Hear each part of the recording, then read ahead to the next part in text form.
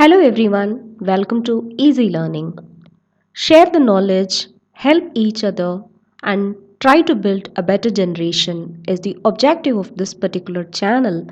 And we try to do this by giving certain tips and tricks on molding a better child, as well as you will find inputs on machine learning and deep learning in this particular channel. With this context, today's discussion is one of the most demanded discussion from many of the rural students wherein they wanted to understand how to equip themselves as a data scientist. The students' query came in two forms to me. Number one, they got graduated and they came out of the college, and when they wanted to apply for a particular job on data science, they go ahead and search for the job portals. They come up with a different type of roles or designations in the data scientist itself. That gave them a lot of confusion about which particular designation is suitable for them. And also, most of them wanted to have a knowledge about these different types of designations. This is one sort of query. Another sort of query that came to me from many of the students is they do still remain as a student. Maybe they are in their current final year or in their third year, but still they wanted to build up their skill set so that when they come out or when they graduate, they can be ready to be a data scientist. So these are the two type of queries which I got from many of the students. And in this particular video, I would try to address these two concerns. Yes, come, let's go ahead and understand what is a part of this particular video. And I have captioned this video as Data Science Career Advice. Before we go ahead and explore the different types of designation and also the skill set, I feel for anybody who wanted to start their career as a data scientist, few basic things should be known to them. With that context, I'm going to give you certain introduction about what exactly is a data science. From that itself, you could have understood what sort of job designation available with the data science. Yes, let's go ahead. First of all, the first objective when you wanted to go for a data science job, preliminary requirement you could probably say is that one is expected to possess these knowledges. The four components which I have displayed in the slide, as you can see there: machine learning, data mining, business intelligence, deep learning. These four concepts, conceptually and programmatically, you should be in a position to exhibit yourself if you wanted yourself to get hired as a data scientist. So, as I said, this is supposed to be a preliminary requirement. And most of the colleges today is offering these courses as a part of their curriculum itself. In case if they are not providing this as a core subject, at least most of the colleges are providing this as an elective. So anybody who wanted to take up a career as a data scientist, it is essential that they choose these subjects as electives and they go ahead and understand the basics about these four components. What is all these four components is talking about? All these four components is talking about when you are given a raw data, what sort of magic I can go ahead and do with this raw data. There are certain techniques, tools which you can use it so that you would derive valuable insights from the raw data which has been given to you. So this four components knowledge is going to help you to understand or to do this particular task. So this I call it as a preliminary requirement. And first component that you should be doing when you wanted to make yourself as a data scientist is that you go ahead and understand these four concepts, at least what is there in these four concepts. Next one is from a company's point of view. If a company is hiring a data scientist, what are the things they are expecting from a data scientist? I try to tell this as a triangular theory because there are three components which has been displayed, and each side of the triangle should have equal knowledge. That's what is the expectation of any company. In the sense, if a company is hiring you as a data scientist, they expect you to have equal knowledge on mathematics, domain knowledge, and computer science. So, these three components, let me explain you with an example. Suppose, for example, you just wanted to identify whether a particular person is having a corona or not. To identify this, the sort of logic which I am going to use is the corona patient's cough sound is varying from other patient. So I'm going to take the corona cough sound, various cough sound as an input, and then I'm trying to identify with the cough sound, I'm trying to identify whether a particular patient is having corona or not. If in case if I have to do this, what I have it in my hand is basically a sound data. So I should be in a position to understand or how to derive values from this sound data. So if I have to derive values from this sound data, I should be in a position to process this sound. Once processed, then deriving the insights from the sound. If I have to do this, naturally, I need to have knowledge about the various machine learning algorithms that I can make use of. And another point that is very important is that when I say that I'm going to make use of a machine learning algorithm, then how I'm going to go ahead and implement that particular machine learning algorithm in a computer language. Of course, you can interact with a computer only through a language. Similarly, the machine learning algorithm is also going to be interacted through a computer through a machine learning language. The most commonly used machine learning languages in today's world is Python and R. My personal preference is to go ahead and learn Python. I will definitely do a separate video on what are the different types of packages which is available with respect to Python that is specifically meant to do data analysis. So we'll do that as a separate video. So as of now, I think in the triangular theory, one side of the triangle computer science is being clearly explained to you. Going next to the domain knowledge.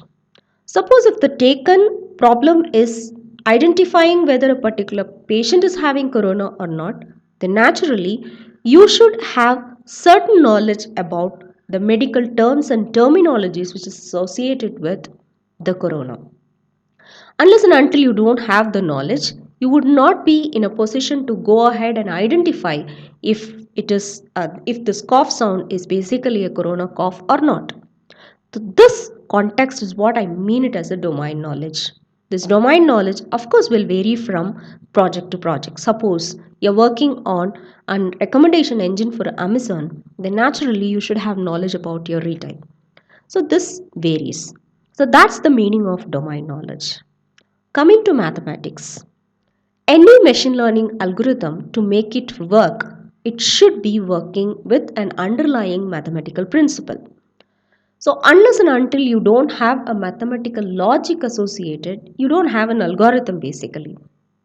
So mathematics is another component that is very essential for any data scientist. In specific, the types of mathematical concept that one data scientist should be aware of is statistics, linear algebra, and probability. So these three things would definitely help to equip yourself as a data scientist. So I gave you an overall rough idea about what is a data science means, and if one has to claim themselves as a data scientist, what are the knowledge that is expected from a company. So with this context, let's go ahead and see the various processes involved in a data scientist. As you can see there, I have given you a flow diagram. So this is like you acquire a data in the sense you get a data from somewhere, and from getting to validating that. There are a whole lot of process which has been involved. And for each process, there are specific designation which has been associated. So, when you say a data scientist, if the designation is data scientist, then naturally expert level knowledge is expected. The preliminary requirement, if you could see, is that anybody who has an equivalent degree as doctorate would be considered as a data scientist. At least for the term scientist, we should give enough credibility. So that is one thing which we will keep it aside. And so the whole process steps, every knowledge, if it is there for one particular person, then you call himself as a data scientist. Now we need to understand what are the various designations associated with each of the processes. That I have made it clear with this particular diagram. As you can see here, the first three processes, that is acquiring, transporting and processing. These three processes together is called with a designation called data engineering. What exactly they are trying to do with this is the type of data which you will get will be in raw form. In the sense, one example I could give you is I'm giving you a data set in that one particular column is not having any values. So you cannot use the same data set for analyzing, predicting and validating. You should take care of that particular column which is not having any values. Unless and until you address this, then there is going to be some sort of accuracy compromise which you are making. So you need to address that. So that is what you call it as pre-processing steps. So data processing and transporting that and processing. Let me come to I told you what is processing. Now let me come to what is transporting basically. See, what do I mean by transporting is once you got the raw data, and with that raw data, you are making some transformations in the form of removing that column which is not having any values. All those things we are doing. That's what you call it as a transformation. After that, there is something called as processing.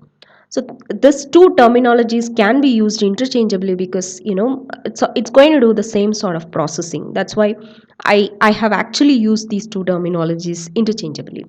So the transformation is the raw data to a format which can be used for further analysis. That's what I call it as a transformation. Then coming to processing, once the data is being transferred, to analyze that or to get some validation results from that, what we do is we need processor. So the processor may be a standalone processor or it may be a distributed processor. So data engineer is expected to have this knowledge as well. So a data engineer is expected to have the processing knowledge as well as transformation knowledge.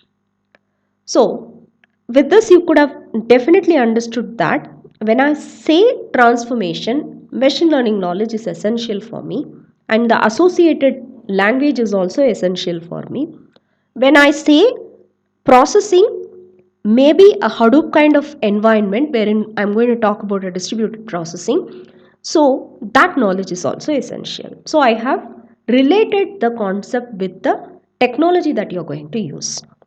So that gives you a clear cut explanation about what you mean by a data engineer. All right.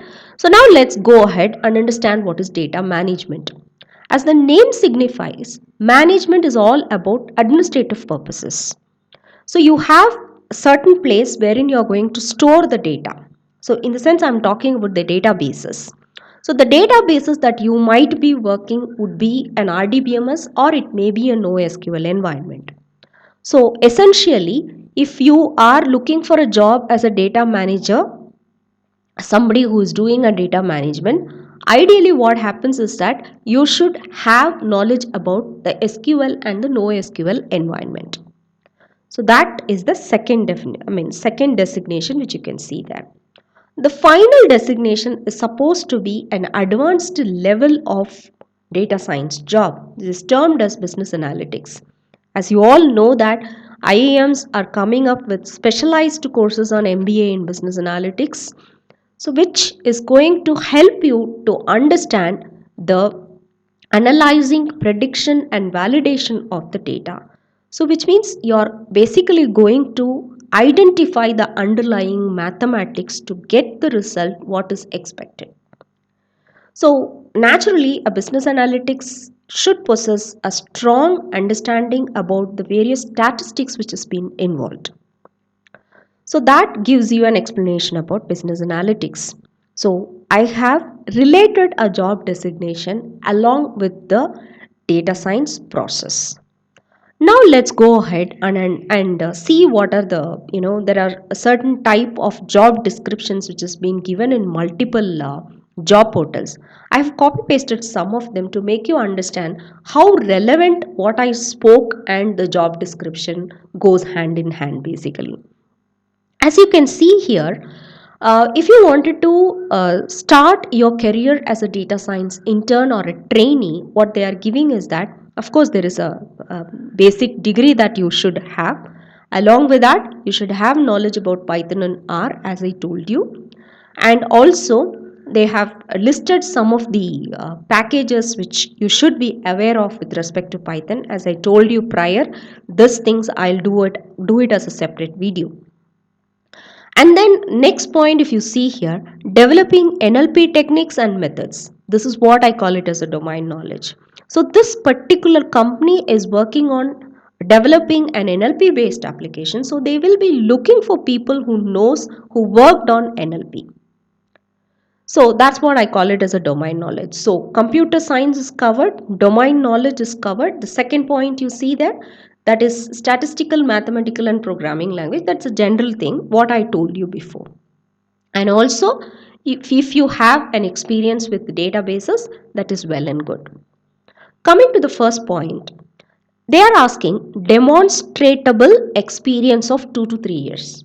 The first point that comes to your mind is that I am a fresher. How do you expect me to have this 2 to 3 years of experience? Definitely, you can rule out this particular one provided if you have enough experience in terms of projects. So, I'm sorry if in case if you have worked on multiple projects related to NLP techniques, then definitely that is going to help you to rule out this particular point.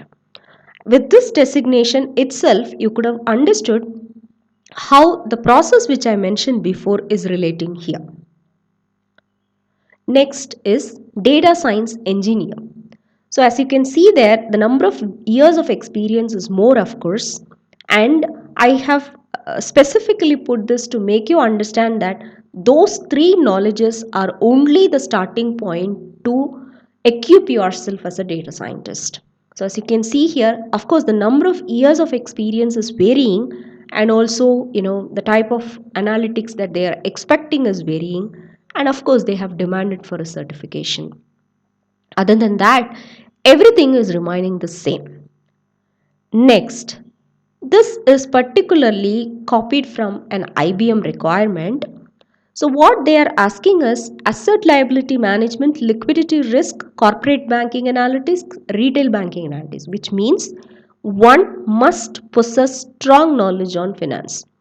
So that's what I said it as a domain knowledge, and they are expecting this domain knowledge. So this might vary from company to company and the type of maybe the application they are working on. Otherwise, if anybody wanted to equip themselves as a data science engineer or data scientist, three things are definitely unavoidable and it is very, very important. Yes, I have listed all out some common designations. See here, first one is data engineer. So again, you can start as a fresher for this and you can see the type of language. You should have ML libraries, Hadoop. The same thing I explained you before. And also, I have told you over a time span of 10 years, how can you see yourself as a data engineer is maybe you can call yourself as a pipeline architect. So that's the growth you can expect from this particular designation. Similarly, database admin, the same sort of things, whatever I explained you prior. And also, from there, you can move ahead and go and achieve a data architect position. Finally, business analyst. So, business analyst, main thing is definitely domain knowledge. And the final one is statistician. Statistician is you should possess a PhD degree. So that is actually not applicable or suitable for us being a fresher. So that's the complete knowledge about the sort of things that you can do to keep yourself as a data scientist. And also I gave you a lot of idea on what sort of designation available with respect to a data science. The last one is, if as a fresher, if you wanted to rule out this rule of possessing 2 to 3 years of experience as a data intern, how I can rule out means, unless and until you don't work on it, you cannot rule out that. How I can make myself do that? Of course you have to do projects. There are a lot of public data sets available in Kaggle or in Menly databases. So many databases are available. From the databases, you take out the data set and you specifically work on a particular problem statement and put that in your GitHub, and you publish your code or publish your method. That will help you to rule out that particular 2 to 3 years experience that is being the minimum criteria. So unless and until you don't do this, then definitely you cannot rule out that particular statement. So I would do one thing, like I can go ahead and give you an idea about what sort of problem statements that you can work out with different sort of data sets in hand. For some people, a speech might interest you. For some people, an image might interest you. So under each category, what sort of problem statements you could work out. So I would go ahead and do this as a separate video, and you can just refer to that and you can start your work as a data scientist to equip yourself as a data scientist. Yes, as I said, let's help each other and build a better generation. See you in the next video. Thank you.